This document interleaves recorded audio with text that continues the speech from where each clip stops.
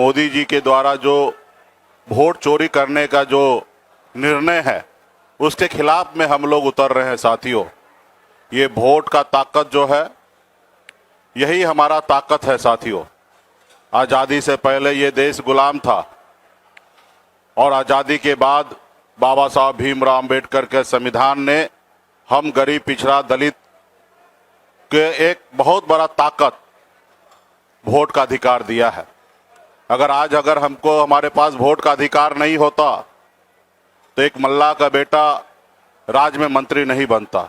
अगर हम गरीब पिछड़े को अगर वोट का अधिकार नहीं होता तो आदरणीय लालू प्रसाद यादव जी बिहार के मुख्यमंत्री नहीं बनते। तो इसलिए साथियों, आज हमारी बात अगर सुनी जाती है, अगर कोई सुनने के लिए मजबूर होता है, इसलिए क्योंकि हमारे पास वोट है। और आज देखिए किस तरीके से मोदी जी संवैधानिक संस्था को अपने कब्जा में कर रहे हैं। अगर वोट चोरी नहीं करना था तो क्यों संवैधानिक संस्था पे वो हाथ मार रहे हैं। जो चुनाव आयोग को नियुक्ति का जो प्रक्रिया पहले जो तरीका था, पक्ष विपक्ष सुप्रीम कोर्ट के निर्देशानुसार चयन होता था, लेकिन मोदी जी ने उनको बदलकर सरकार का पक्ष कर सरकार सत्ता में जो है उन्हीं के द्वारा चुनाव आयोग को नियुक्ति की जा रही है। तो ये कहीं ना कहीं स्पष्ट हो रहा है कि वोट चोरी हो रहा है। महाराष्ट्र में आपने देखा किस तरीके से वोट बढ़ाकर वहां पे सरकार उन्होंने अपना कब्जा कर लिया। बिहार में भी वो कोशिश कर रहे हैं कि यहाँ पे महागठबंधन को वोट को नुकसान देकर और बिहार में भी हम सरकार बना ले। परसेप्शन ऐसा बनाया जा रहा है कि बिहार में बांग्लादेशी है, पाकिस्तानी है, नेपाली है, तरह तरह के दुनिया के लोग आके बस गए हैं। अभी मैं चुनाव आयोग से पूछना चाहूंगा, जो अभी आपने 65 लाख लोगों को नाम काटा है, उसमें बताइए कितना बांग्लादेशी है, कितना पाकिस्तानी है। लेकिन आपके पास कोई जवाब नहीं होगा। यहाँ पे लोग जो जिंदा है उसको मार दिया जा रहा है। तो ऐसा उनका चुनाव आयोग का है कि कहीं ना कहीं यहाँ पे जो वोट को चोरी करके सरकार बनाना है। लेकिन आदरणीय राहुल गांधी जी के नेतृत्व में हम लोग मजबूती से पूरे बिहार में लोगों को जागरूक कर रहे हैं, हर जाति समुदाय के बीच में जा रहे हैं और लोगों का भरपूर हम लोगों को समर्थन प्राप्त हो रहा है। इसलिए आने वाला समय में हम लोग मजबूती से लड़ाई लड़ेंगे और बिहार में भी सरकार बनाएंगे। बिहार में भी आप देख रहे हैं कि नीतीश कुमार जी अस्वस्थ हो चुका है और बिहार के जो अफसर जो है वो अफसरशाही हो चुका है। अफसर जो अपने आप को बिहार का मुख्यमंत्री बने हैं। आज हर एक काम जो है वो बगैर पैसे का नहीं होता है। आज वोटर लिस्ट के लिए 12 डॉक्यूमेंट का जो नाम उन्होंने बताया, उसके लिए आज गांव गांव में जाइए, बूढ़ी माता, गरीब, किसान सभी लोग जाके एसडीओ बीडीओ के सामने धक्का खा रहे हैं। अब बगैर पैसा दिए उनको ना जाति प्रमाण पत्र बन रहा है, ना उनका कोई डॉक्यूमेंट बन रहा है। तो इसके लिए हम लोग मजबूती से लड़ाई लड़ रहे हैं और बिहार में मोदी जी को वोट चोरी करने के लिए हम लोग नहीं देंगे। जो आज तक जितना वो चोरी कर लिए, जैसे भी सरकार बना लिए, लेकिन बिहार के लोग जागरूक है, बिहार के लोग संघर्ष करने वाले लोग हैं। बिहार में हमेशा क्रांति हुआ है और बिहार में भी इस बार मोदी जी को मुंह की खानी पड़ेगी। और बिहार में मजबूती से हम लोग अपना गरीब पिछड़ा दलित सभी जाति समुदाय के लोगों का वोट का रक्षा करने के लिए आदरणीय राहुल गांधी जी के नेतृत्व में, हम लोग तेजस्वी जी के नेतृत्व में हम लोग काम कर रहे हैं। यही कहने के लिए आप सभी के बीच में आए। बहुत बहुत धन्यवाद सभी साथी को। आज प्रधानमंत्री जी का बिहार की धरती पे दौरा था। उन्होंने, और आप 5 दिन से जो मैंने कहा कि यात्रा की हम बात कर रहे हैं, तो बिहार की महान जनता ने इन 6 दिनों में अपना हलफनामा जनता की अदालत में दायर कर दिया है। और क्या जनता ने, बिहार की जनता ने हलफनामा दायर किया है? बिहार की जनता कह रही है कि ये वोट चोरी से चुने हुए प्रधानमंत्री हैं और वोटों की चोरी से बनी हुई ये डबल इंजन सरकार है। और उस हलफनामे में जनता ने कहा है कि ऑपरेशन सिंदूर के बाद प्रधानमंत्री ने साबित किया है कि वो एक कमजोर प्रधानमंत्री हैं। और उसी जनता के हलफनामे पर आज प्रधानमंत्री जी ने स्वयं हस्ताक्षर किए हैं। मैं ये बात क्यों कह रहा हूँ? क्योंकि उन्होंने, प्रधानमंत्री जी ने कहा है कि घुसपैठिए घुस गए हैं। साथियों, आप ये बताइए कि 11 साल से प्रधानमंत्री जी इस देश के सर्वे सर्वा हैं। उनके गृह मंत्री हैं 11 साल से। 20 साल से बिहार में एनडीए की सरकार है, कुछ महीनों को छोड़ दें तो इसका मतलब आप कमजोर हैं, आप नाकाबिल हैं, आपको गवर्नेंस की समझ नहीं है। फिर बिहार में कहां से घुसपैठिए आ गए? अगर आ गए तो उसके दोषी आप हैं। फिर आपने बात की डेमोग्राफी मिशन की, तो प्रधानमंत्री जी शायद आपको बिहार की डेमोग्राफी की जानकारी नहीं है। बिहार देश का सबसे युवा प्रदेश है। 18 साल से लेकर 23 वर्ष की आयु के बात करें तो बिहार की 58% आबादी 18 से 25 साल की है। उस डेमोग्राफी में आप बात कीजिए, उस डेमोग्राफी की आबादी में प्रति 1 लाख आबादी पर बिहार में केवल 7 कॉलेज हैं और 20 साल से आपकी सरकार है। बिहार में 534 प्रखंड हैं, 398 प्रखंडों में डिग्री कॉलेज नहीं है। 20 साल से आप सरकार चला रहे हैं और केंद्र में आप 11 साल से सरकार चला रहे हैं। पिछले 10 साल से बिहार में आपने एक केंद्रीय विद्यालय और जवाहर नवोदय विद्यालय भी नहीं दिया है। आप ही की पार्टी के सांसदों ने आपके एचआरडी विभाग को लिख के दिया है। आपने कैबिनेट में भी स्वीकृत किए देश भर में 85 केंद्रीय विद्यालय और 28 जवाहर नवोदय विद्यालय, लेकिन बिहार में आपने एक भी केंद्रीय विद्यालय और जवाहर नवोदय विद्यालय स्वीकृत नहीं किया। बिहार ने आपको क्या नहीं दिया? 2019 में बिहार ने आपको 40 में से 39 सांसद दिए, 2014 में आपको 33 सांसद दिए और अभी भी आपको 30 सांसद दिए हैं। लेकिन बिहार को आप दूसरी दृष्टि से देखते हैं। आपने अभी देश भर में PM Shri mega textile park योजना के तहत देश भर में 7 बड़े टेक्सटाइल पार्क दिए। बिहार सरकार से जब हमारी महागठबंधन की सरकार थी, यहां से आवेदन दिया गया 1000 एकड़ भूमि के ऑफर के साथ में कि आप बिहार में टेक्सटाइल पार्क लगाए, लेकिन आपने बिहार को टेक्सटाइल पार्क नहीं दिया। आपने बिहार को कौन सी इंडस्ट्री और कारखाना दिया? आप ये बताइए।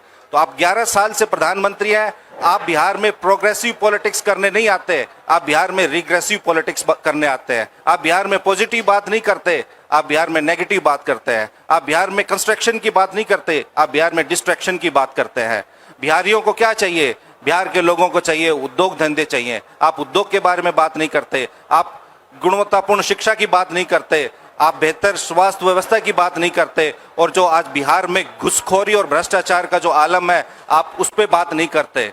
आप इस एक्सरसाइज जो एसआईआर है, इसमें जगह जगह भ्रष्टाचार, पैसा ले लेके जातीय और आवासीय प्रमाण पत्र बनाए जा रहे हैं।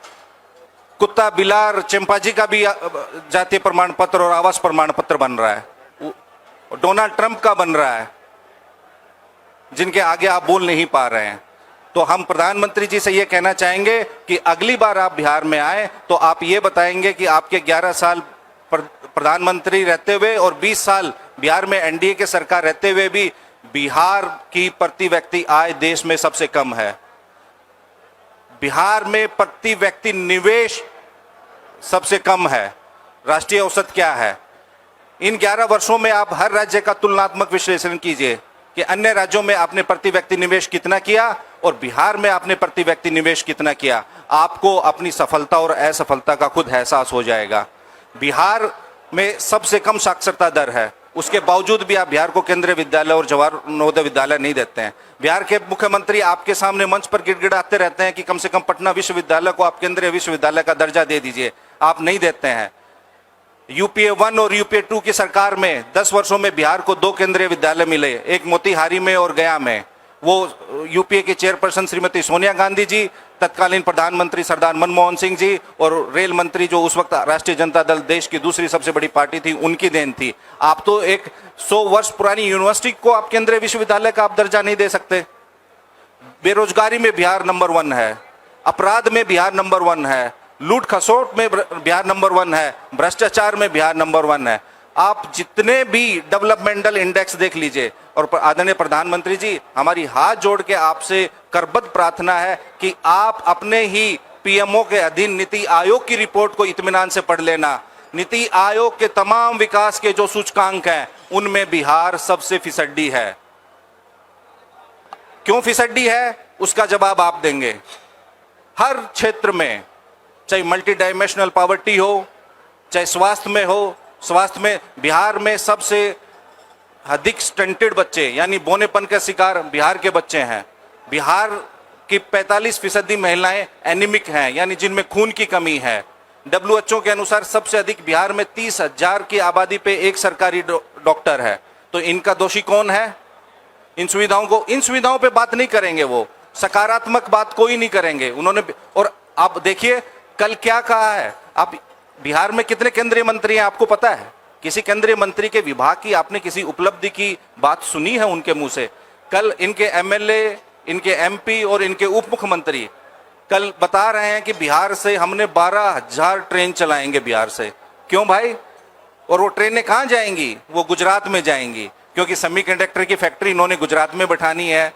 गुजरात को 4 लाख 3 लाख करोड़ के प्रोजेक्ट देने हैं। बिहार में आप कुछ देंगे नहीं। बिहार से मजदूर सप्लाई करने के लिए आप 12,000 ट्रेन चला रहे हैं। ये बिहार के लिए फक्र और उपलब्धि का विषय नहीं है। विषय ये होना चाहिए कि आपने बिहार में कितने उद्योग धंधे लगाए, आपने बिहार को दिया क्या। तो हमारा ये सवाल है, हमारे जो नेता, देश के 2 युवा नेता हैं, आदरणीय राहुल गांधी जी, तेजस्वी जी, मुकेश सहनी जी, हम मुद्दों की बात करते हैं, हम बिहार और बिहारियों की बात करते हैं, और आप सिर्फ घुसपैठियों की बात करते हैं। और उन्हीं घुसपैठियों की जिनको आप आज तक साबित भी नहीं कर पाए, आपके चुनाव आयोग भी साबित नहीं कर पाया कि कौन घुसपैठिए हैं। अगर हैं भी तो वो आपकी बदौलत है। तो हमारी आपसे यही गुजारिश है, बिहार की महान सरजमी और ऐतिहासिक सरजमी पे आए तो कम से कम मुद्दों की बात करें और अपनी उपलब्धि का जिक्र करें। आप सब लोगों का बहुत बहुत धन्यवाद। अभी देश के प्रधानमंत्री आज बिहार में हैं। राहुल गांधी जी भी बिहार में लगातार वोट चोरी की चर्चा कर रहे हैं। तेजस्वी यादव जी जिस तरीके से सर्वहारा वर्ग की लड़ाई लड़ते हुए बिहार के सम्मान की, बिहार की सड़कों पे बात कर रहे हैं, सैनी जी के सहयोग से मैं समझता हूं कि पूरा बिहार और पूरा देश देख रहा है। साथियों, हर घर एक चर्चा है कि वोट चोरी, वोट चोरो कुर्सी छोड़ो। हर घर में से ये आवाज आने लगी है। आज देश के प्रधानमंत्री ने इस पे बिहार में आकर गया में स्पष्टीकरण दिया। उन्होंने कहा कि हम उन घुसपैठियों को निकाल रहे हैं जिन्होंने यहाँ की डेमोग्राफी को बिगाड़ रहे हैं। मतलब हम बिहार के हक और अधिकार की बात कर रहे हैं। मैं अभी आदरणीय सांसद जी ने, संजय जी ने बहुत विस्तार से बात कही। आदरणीय मोदी जी, अगर यहाँ घुसपैठिए है तो उसका दोषी अगर एकमात्र कोई है तो नरेंद्र मोदी है। अगर कोई यहाँ घुसपैठिए है भी तो उसका दोषी है तो अमित शाह है। 20 साल की आपकी बीजेपी की बिहार की सरकार है। मैं आपसे फिर आग्रह करता हूं, नरेंद्र मोदी जी ने देश के प्रधानमंत्री की बात के महत्व को घटा दिया है। उस सम्मान को जो देश का प्रधानमंत्री का होता है, उस सम्मान को, उस जवान की कीमत को नरेंद्र मोदी जी ने पेश कर दिया है। याद करो वो बात, जब आज से 10 साल पहले बिहार में वोटों की बोली लगाई थी नरेंद्र मोदी जी ने, पैकेज की घोषणा की थी बिहार वासियों। मैं आज बिहार के विकास के लिए एक पैकेज घोषित करना चाहता हूं। गया में 10 साल पहले 50,000 रुपए करूं कि नहीं करूं, 60,000 करोड़ रुपए करूं कि नहीं करूं, 70,000 करोड़ रुपए करूं कि नहीं करूं, 75,000 करोड़ रुपए करूं कि नहीं करूं, और अंत में 1.25 लाख करोड़ रुपए विकास के लिए मैं पैकेज की घोषणा करता हूं। मोदी जी, आज आपने उस पैकेज की बात क्यों नहीं की? उस झूठ का जो आपने बोला था बिहार वासियों को क्यों नहीं बताया आपने? मैं मोतिहारी की उन चीनी मिलों की चीनी से चाय मीठी करके पी के जाऊंगा जब मेरा संकल्प पूरा होगा। आपने बिहार के सामने पिछले चुनाव में कहा था, क्या हुआ उन चीनी मिलों का? मोतिहारी की चीनी मिलों की चाय कड़वी है मोदी जी। आपने उनकी चर्चा क्यों नहीं की? आपने वो चर्चा क्यों नहीं की कि इस बिहार में अगर पलायन है तो उसका दोषी नरेंद्र मोदी है? आपने ये बात क्यों नहीं की कि इस बिहार में अगर बेरोजगारी है तो उसका दोषी नरेंद्र मोदी है? आपने ये बात क्यों नहीं की कि अगर ये क्राइम है तो ये नीतीश कुमार की सरकार के कारण है? आपने ये बात क्यों नहीं की जब आपने ये कहा कि हम ऐसा बिल ला रहे हैं कि एक बिल जिसमें 1 साल तक कोई जनप्रतिनिधि जेल में रहेगा, पद मुक्त होगा, और 30 दिन में, और सांसद भी उसमें आएगा। तो आदरणीय मोदी जी, अगर सांसद भी उसमें आएगा तो फिर आपका एक मंत्री यहाँ का जिनेश मिश्रा मंत्री क्यों बना हुआ है? वो तो, उनको तो सजा हुई है राजस्थान में। अगर आपका यही बात थी तो हेमंत बिस्वा शर्मा जेल क्यों नहीं गया? आपकी यही बात थी मोदी जी, तो आपको बताना पड़ेगा कि आपने घट्टी पीसिंग जिस उप मुख्यमंत्री के लिए कहा था शरद पवार जी के भतीजे के लिए, उसका क्या हुआ अजीत पवार का? वो आज मंत्री बना क्यों बैठा है?